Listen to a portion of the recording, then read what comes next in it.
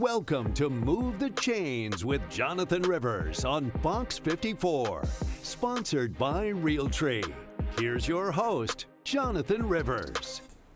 Let there be football. Welcome in to Move the Chains. I'm your boy, Jonathan Bam Rivers. And I was speechless, literally and figuratively, after watching the Falcons and the Eagles Monday night. So I'm going to break it all down because there's a lot to blame that needs to go around in that game, but there's also some kudos that needs to be given, and you know I'm going to do it. And the second down, there are some high-level concerns that I have about certain teams and certain players in the NFL. And I think if these concerns aren't corrected, there may be some bigger issues going down the line. And in my nonsense narrative, listen, all teams that start 0-2 aren't bad teams as you get off the bad starts. So I'm going to tell you why there's still an 0-2 team that's an AFC and a Super Bowl contender in my estimation. And lastly, there's an offensive coordinator, I believe, that if he continues on the track that he's on, he won't be an offensive coordinator for long because the way it works in the NFL is he'll probably be a head coach next year. And I'll tell you who that is, and I'll tell you why he probably got one of the best quarterbacks in the NFL to actually be one of the best in the NFL. All that and more right here on Move the Chains, but you know how we do it. Let's kick it off with first down.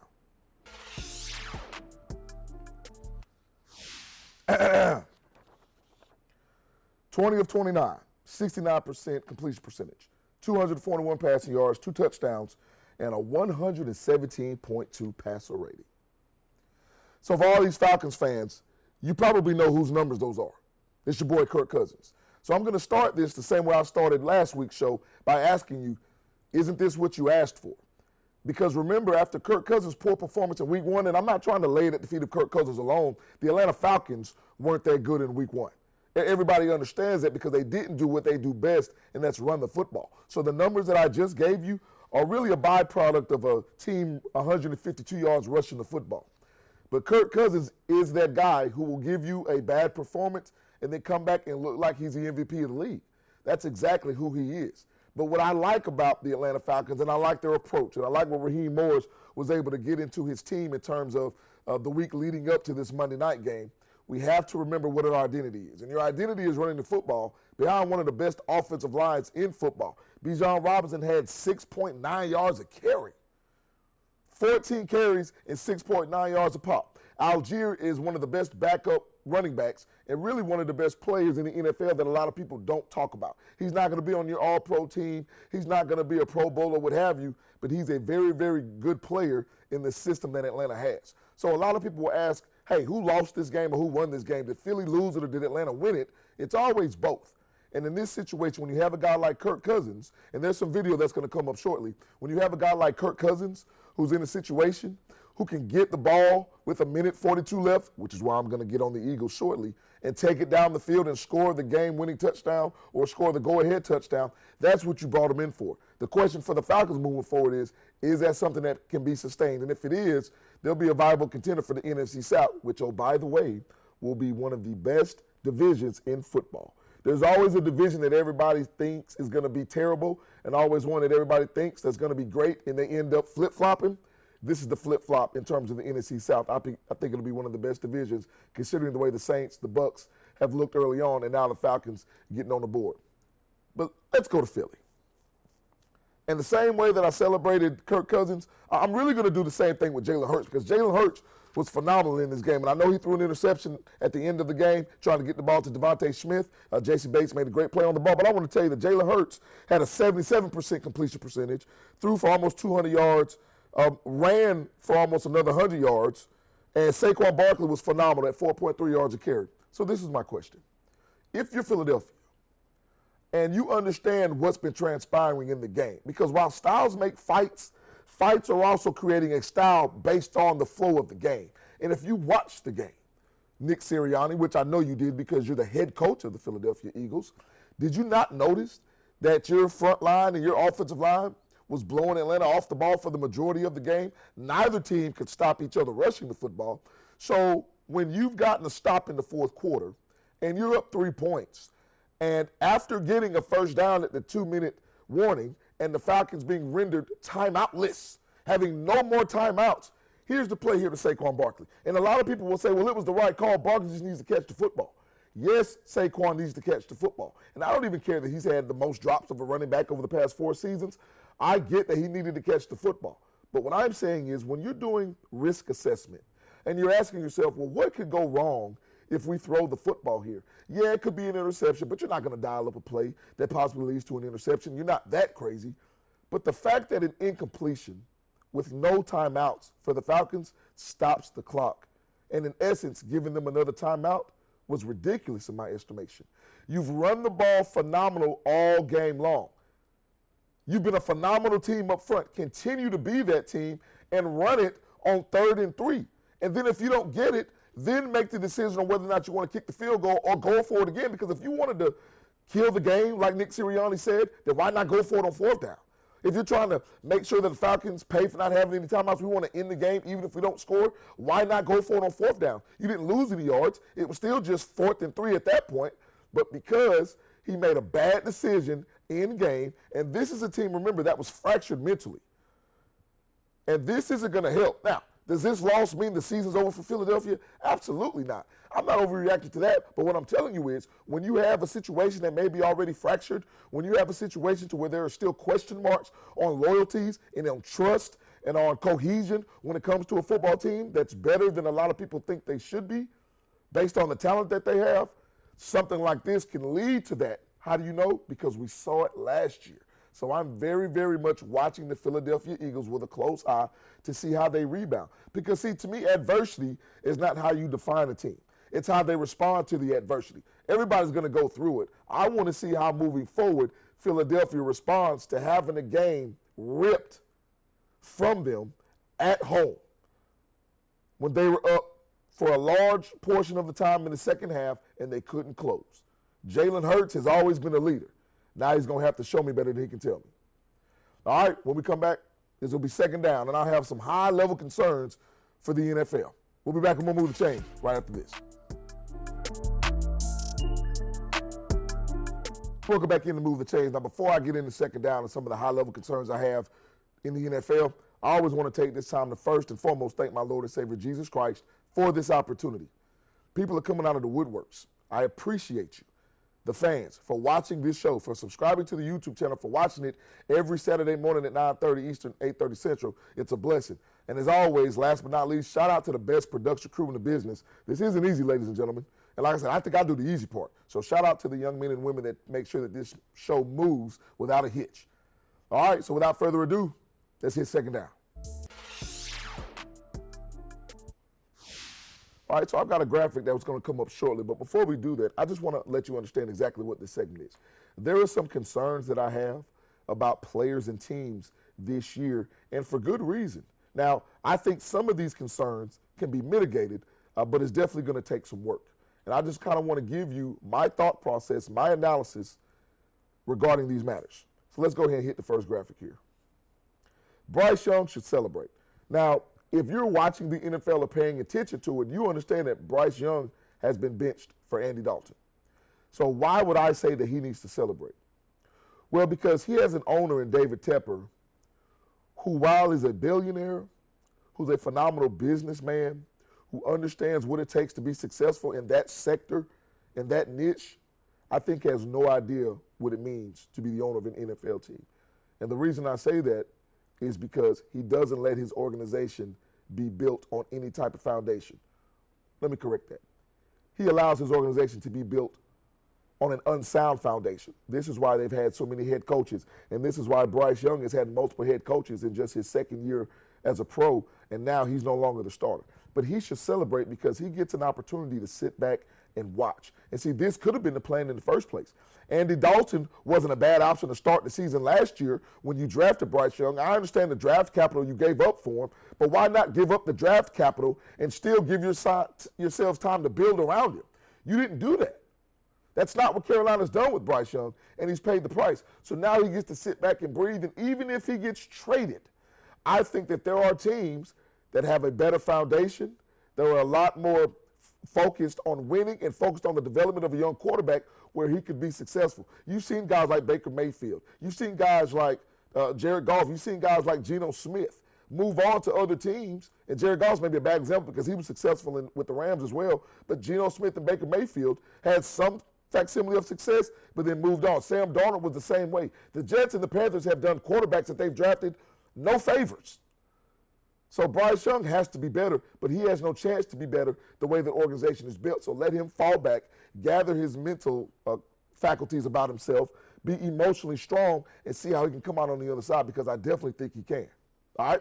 What do we have next here for my high-level concerns? Jamar Chase is on the edge, man. So, listen, the Bengals are 0-2. Now, everybody says, well, the Bengals have started 0-2 before. It's not a problem. It's always a problem until it isn't. Now, you're going to hear me talk about a team in the next segment that I think is still a contender, and the Bengals can be that as well. But you've got T. Higgins, who is franchised, right? Trey Hendrickson, their best defensive lineman, wants a new contract, and so does Jamar Chase. So do you guys remember when Jamar Chase got that penalty against Kansas City last week because he thought he got hip checked? Why was Jamar Chase so upset? Because there wasn't a penalty thrown. Well, think about it. Jamar Chase signed a 4-year, $30.8 million contract as a rookie, right? So that's about $7 million a year. But Justin Jefferson's making $35 a year. CeeDee Lamb's making $34 a year. A.J. Brown and Tyreek Hill are all making north of $30 million a year. And Jamar Chase had to take out a $50 million insurance policy because the Bengals have not yet extended him. Now, I know he's just in his 3rd year, and the Bengals don't necessarily do this as an organization. I get it. But when you have your best wide receiver and one of the best in the game who is unhappy, you see how it cost you 15 yards on the field against the Chiefs in a 1-point game. Don't think that this is the end of Jamar Chase being upset. The more the Bengals continue to lose, the more this contract becomes a story, and the more he gets angered, it's going to be that much tougher to dig yourself out of an 0-2 hole when you've already lost a game head-to-head to the Chiefs, who are probably looking at trying to become the number 1, definitely the number 2 seed in the AFC playoffs. All right, what do we have next? Let Caleb Williams struggle. I'm not going to spend a lot of time on this, everybody. This is what they decided to do. Let Caleb Williams start. I don't necessarily think it was the wrong decision for the Bears, because Caleb Williams came into a situation where everybody thinks it's the best thing for him. And I could argue it could be the worst thing for him. Because when number 1 picks usually come in, they either ride the bench early, which is a good thing in my estimation, or they don't have a lot of talent, so there are no expectations. Well, Caleb Williams has a lot of expectations because the Bears weren't the worst team in the league last year. You remember the aforementioned Bryce Young and the Panthers that I talked about? Oh, that trade they made with the Panthers? This is why the Bears were almost on the cusp of going to the playoffs last year, but still were able to get the number 1 pick in Caleb Williams. This is why, because the Bears, who have a solid defense, were also able to get another top 10 pick in Rome Odunze out of Washington to go along with Caleb Williams. And also bring in free agents like Keenan Allen. DJ Moore has been there for a year or so. This is a team that is not bereft of talent. So because of that, Caleb Williams, even as a rookie, who should have the right and the opportunity to grow and struggle, may not be able to when it comes to the narrative that people place on him. Now, they're not going to replace or bench Caleb Williams, and I don't think they should. You should let him struggle. Just make sure he stays healthy. Let him learn from the mistakes like the ones he made in Sunday night against the Houston Texans, trying to throw balls against the secondary that were ball hawks on certain plays that he has to understand that I can make in college, but in the NFL I can't make him. That's going to be good for him in this specific situation. All right, now lastly, I want to bring this to you. Buck the narrative. The Tampa Bay Buccaneers are for real. You may not believe in who they are, but it's okay. But if I told you the Bucs had a top 7 defense and a top 7 offense, would you believe me? You should, because it's true. If I told you their quarterback is top 10 in passing yards, has the most touchdown passes thus far, only has 1 interception, and is among the league leaders in QBR, would you believe me? It doesn't matter. You should. Todd Bowles understands what he has in his defense, even with the loss of Carlton Davis going to the Lions, whom they beat last week. And everybody's saying, well, the Lions outgained the Bucs, but they were just 1 for 7 in the red zone. That's why they didn't win. Well, isn't that a freaking big reason why teams win or lose in the NFL? Your efficiency in the red zone. And if the Bucs' game plan was 20-20, you can have as much as you want, but you won't score when you get in the red zone, seems like it worked out well. The NFC South will be better than you thought, because the Bucs are a team that's won the Super Bowl in the previous 3 years or so, and also went to the division round last year. They're not going anywhere. And they've got a guy in Mike Evans and Chris Godwin who were phenomenal receivers, and Mike Evans is the only receiver to ever have 1,000 yards his first 10 seasons. Don't get it twisted. All right, when we come back, it's my favorite segment of the show. It'll be the nonsense narrative. We'll be back and we'll move the chains right after this. Welcome back in to Move the Chains, and it's time for my favorite segment of the show. It's time for the nonsense narrative.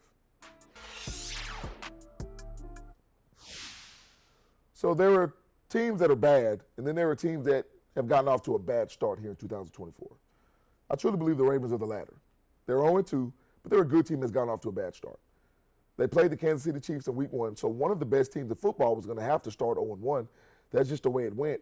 And the loss to the Raiders wasn't a good loss, especially up 10 in the fourth quarter. I told everybody though that Antonio Pierce, I said this in the offseason, Josiah and Ernest, my director and producer on the show, will tell you, we have the tape and we'll run it at some point, that the Raiders are going to be one of the most underrated teams because they have an identity now in terms of their head coach with Antonio Pierce. But that was a game that the Ravens shouldn't have necessarily lost. But every year, there's a good team or one of the top tier teams that loses a game like that, a game that you had that you weren't supposed to necessarily lose. Same thing happened with the 49ers against the Vikings. Same thing happened with the Bengals to start the season against the Patriots, right? So I'm not concerned about that. What I will say about the Baltimore Ravens is that John Harbaugh's been on record as saying Derrick Henry wasn't brought here to run the ball 30 times a game. Well, can you make it 25 then? Can you make it 22 times then? Because you're a team that's built to be phenomenal in the red zone, and that's where the Ravens have struggled a little bit, everybody. Like, we understand they've got the big play receiver in Zay Flowers now. They've got Nelson Aguilar. Like, Lamar Jackson is a big play when he wakes up in the morning. The only point I want to make is when you've got Isaiah Likely, Mark Andrews, and Derrick Henry, in addition to Lamar Jackson, that's 4 options minimally that you have when you get inside the 20 to push the ball into the end zone. And I'm not knocking the Ravens. That game could have easily been won against Kansas City. Kansas City has their number. The game against the Vegas Raiders was a game where Vegas just didn't stop, and they've got guys like Max Crosby on the defensive line that made things very, very difficult for the Ravens in the fourth quarter. But if you're Baltimore, all you have to do is sit back, remember who you are, and breathe, and understand that you've got a 2-time MVP at quarterback. You've likely got a future Hall of Famer at running back and at head coach, and just be who you are. Just because you have become more explosive doesn't mean you need to forget about who you are. I was one of the main people that said that under Greg Roman, this offense needs to evolve. It needs to stretch things out. It needs to bring in people that can get down the field. That has happened, but it doesn't mean you have to remove who you are. All right, when we come back for the show, it'll be the final segment, which means it'll be time for the final drive. We'll be back and we'll move the chains right after this.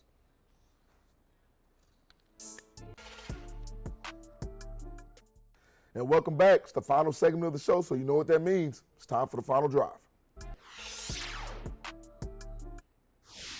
Listen, Joe Brady's not going to be an offensive coordinator for long. You know how the NFL is. And Joe Brady, if you don't know, is the offensive coordinator for the Bills. Former offensive coordinator for LSU when Joe Burrow was there and they won a national championship.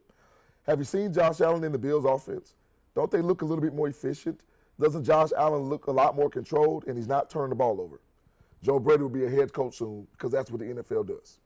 All right, don't forget, you can not only catch Move the Chains right here on the Sports Leader, WXTX Fox 54, you can also catch us on YouTube. Make sure you subscribe to the channel. It's @move_the_chains. Like, subscribe, leave a comment. It's greatly appreciated. All right, you know, like I like to say, another banger right here on Move the Chains, man, for everybody in production.